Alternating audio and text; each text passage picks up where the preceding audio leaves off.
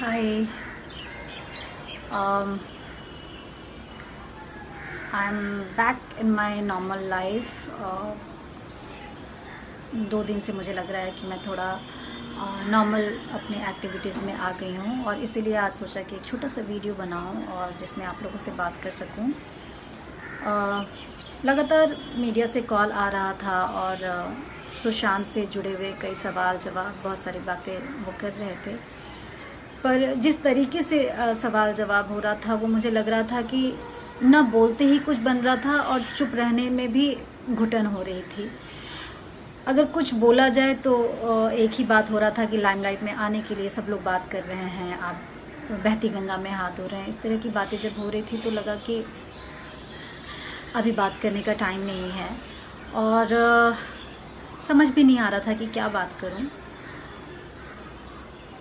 शायद इन सब के बारे में तभी बात हो सकता है जब आप इमोशनली इन सब चीज़ों से निकल चुके हों और थोड़ी बैलेंस्ड हो चुके हों। अभी तो सिर्फ और सिर्फ ऐसा लग रहा है कि इस सदमे से कैसे उबरा जाए। और ये ताज्जुब की बात है कि जब मैं सुशांत के घर गई अंकल से मिलने तो मैं बहुत ही घबराई हुई थी कि मैं क्या बात करूँगी, कैसे उनको क्या हिम्मत दूँगी। एक नर्वसनेस थी घर जाने से पहले। लेकिन जब मैं परसों घर गई तो मैंने गौर किया कि मैं वहाँ जिस हिम्मत देने की बात सोच रही थी और जो नर्वसनेस थी वो सब कुछ ख़त्म हो गया था। और अंकल से मिलकर ऐसा लगा कि मैं उनसे हिम्मत पा रही हूँ। तो ऐसे में क्या ही आप बात करोगे और क्या ही हिम्मत दोगे। लेकिन uncle, I don't know, he is different soul. इतने स्टेबल, इतने शांत, पता नहीं अनकहा कुछ कहते हैं वो, जैसे उनकी पूरी एनर्जी ही पूरी डिफरेंट है।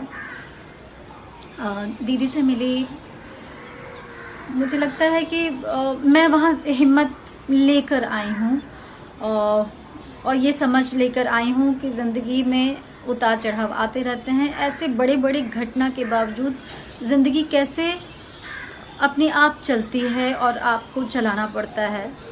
और अंकल को देखकर सच में अंदर से कुछ चेंज हुआ है और मैं नॉर्मल लाइफ में काफ़ी स्ट्रांग फील कर रही हूँ। मुझे लग रहा है मैं बीच में काफ़ी वीक फील कर रही थी कि मैं जो मुझे लगता है जो मैं हूँ वो मैं नहीं हूँ, ऐसे वाली फीलिंग आई थी। बट आई एम बैक और मैं वहाँ सिर्फ एक ही शब्द कह पाई। मुझे लगता है कि सिर्फ इतना ही कि अंकल, मैं हमेशा पटना आती हूँ और मैं जब भी आऊँगी आपसे मिलने आऊँगी। और ये सच है, मैं साल में एक बार पटना आती हूँ। मुझे अपने घर, अपने परिवार से मिलने के लिए, यहाँ मुझे एक अलग एनर्जी लेने के लिए मैं यहाँ आती ही रहती हूँ। तो I know now whenever I will come I will meet uncle. और मीडिया से कहना चाहूँगी कि हर चीज़ में वो एक जो सवाल पूछते हैं कि आप क्यों नहीं जा रही हैं, आप कब जा रही हैं, उनको ये कहना चाहूँगी कि ये मोमेंट बहुत ही पर्सनल होता है, ये बहुत ही कनेक्शन ही अलग होता है। हर चीज़ के लिए मीडिया को बताना या मीडिया को उसका प्रूफ देना ये थोड़ा ऑड है। जो भी वो एक्सपेक्ट कर रहे हैं, इट्स नॉट पॉसिबल। लेकिन मैं आप लोगों को ये ज़रूर बता रही हूँ, जो मुझसे जुड़े हुए हैं उनको बताना चाह रही हूँ कि मैं पहले से काफ़ी बेटर हूँ और उस बेहतरी का जो कारण है वो अंकल हैं। उनसे मिलकर मुझे बहुत हिम्मत मिला और उनसे जो हिम्मत मिला है वही हिम्मत मैं अपनी माँ से शेयर कर रही हूँ, क्योंकि मॉम सच में बहुत बहुत ज़्यादा स्ट्रेस्ड थी और दुखी थी। मेरे जाने के नाम से परेशान हो जा रही थी। बहुत पैनिक वाला माहौल था। हो सकता है सब लोग ज़िंदगी में आगे बढ़ जाएंगे, बढ़ते ही हैं, लेकिन जो पेरेंट्स हैं उनके मन में एक घबराहट, एक चिंता, उसका जो लेवल है वो बढ़ गया है। तो हम लोगों ने ये फील किया कि जो बीच में प्रॉब्लम है वो है कम्युनिकेशन। हम लोग, स्पेशली मैं, मुझे नहीं, औरों का शायद नहीं पता, मैं बहुत हल्की फुल्की बातें करती हूँ माँ से, बहुत मुश्किल वाली बातें नहीं करती, इतनी शेयरिंग नहीं होती जो मैं फेस कर रही होती हूँ। डर एक कारण है कि कहीं माँ को स्ट्रेस ना हो। लेकिन अब समझ में आया है कि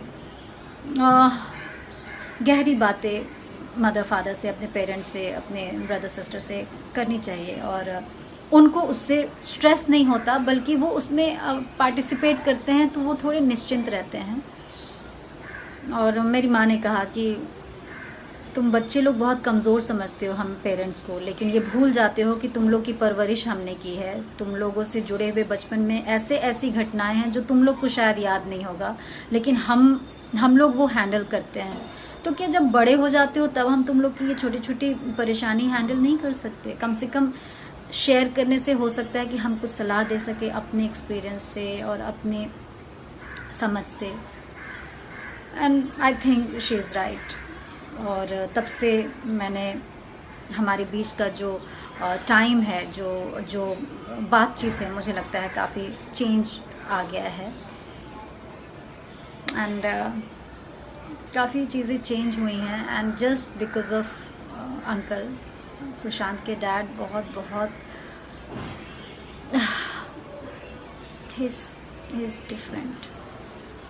वो जो पेन है और जो उनकी अनकही जो एक एनर्जी बातें हैं, वो बिल्कुल आपको एनर्जी से जीवन में होपफुल करके भर देती हैं। आपको वो निराश नहीं करते, बल्कि आपको पॉजिटिविटी देते हैं। पता नहीं कैसे। मैं बस प्रे कर रही हूँ कि उनकी हिम्मत ऐसे ही बढ़ती रहे और वो दूसरों को ऐसी हिम्मत देते रहें। भगवान बस मेरी भगवान का आशीर्वाद उनके साथ है और वही वो एनर्जी शायद सबको स्प्रेड कर रहे हैं। एंड आई विश सुशांत के केस में जस्टिस हो। बस मैं ये प्रे कर रही हूँ। मुझे लगता है ही इज़ वॉचिंग एवरीथिंग, और जो भी होगा बहुत बहुत करेक्ट होगा। Thank you uncle, thank you so much. मुझे फिर से वो पॉजिटिविटी देने के लिए, ज़िंदगी के लिए होपफुल करने के लिए, ये फील करवाने के लिए कि ज़िंदगी सच में चलने का नाम है। ज़िंदगी में बहुत कुछ होता है, बहुत बहुत ऐसी घटनाएं, दुर्घटनाएं होते हैं, पर आप रुक नहीं सकते, आपको बढ़ना होगा। Thank you uncle.